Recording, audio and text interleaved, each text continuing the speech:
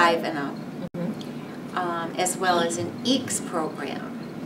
And that was environmentally active kids, and that was an hour and a half, and we could do a lot more, but we had a little bit more time to do those activities, and that was great.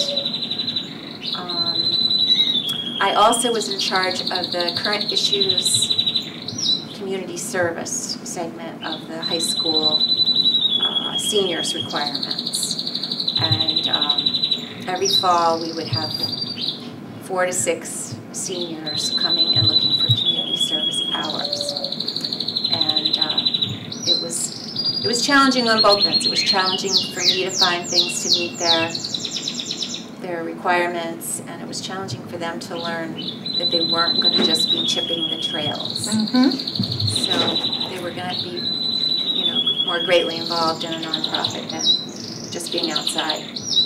And speaking of Glastonbury schools, prior to my coming to the organization, we had quite an involvement with Glastonbury schools. And they were coming here for classes. Can you say more about that? Yeah, you missed it, Cindy. That's primarily what I did. At least 2 classes a day came from the Glastonbury schools as part of the science curriculum. Kasha and I, because Kasha was hired shortly after I was, met with Ken Roy, the science director, and we developed a curriculum which coordinated with what the teachers were doing in the classroom. And the teachers were required to come as not a field trip, but as part of their school day. I also went to the 6th grades and did the Skulls and Skeletons program, and that was a all day. I did that 6 times for each corps, and that was a little bit more intense, but it was fun because most of those kids had been here before, and so they would begin by asking me how this critter or that critter was, and did we still have, the snake or whatever. So yeah, that was the greater part of what we did, was the Glastonbury curriculum, and it was a wonderful experience for the kids that might not have ever gotten here any other way.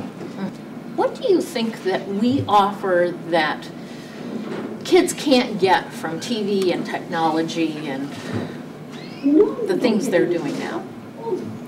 Well, I think that the key thing is the hands-on experiencing that is on such a personal level that it just becomes a part of who the kids are. And I've seen kids just change in the middle of an hour-long program from fearing something to embracing it, and then asking if they can spend the night here because they think I live here, or they used to think I lived here. And I think if a person has some personal experience with nature, then they have some ownership of nature, and as adults then might take action to help preserve nature, or they might vote in such a way that will allow for open space or a national park.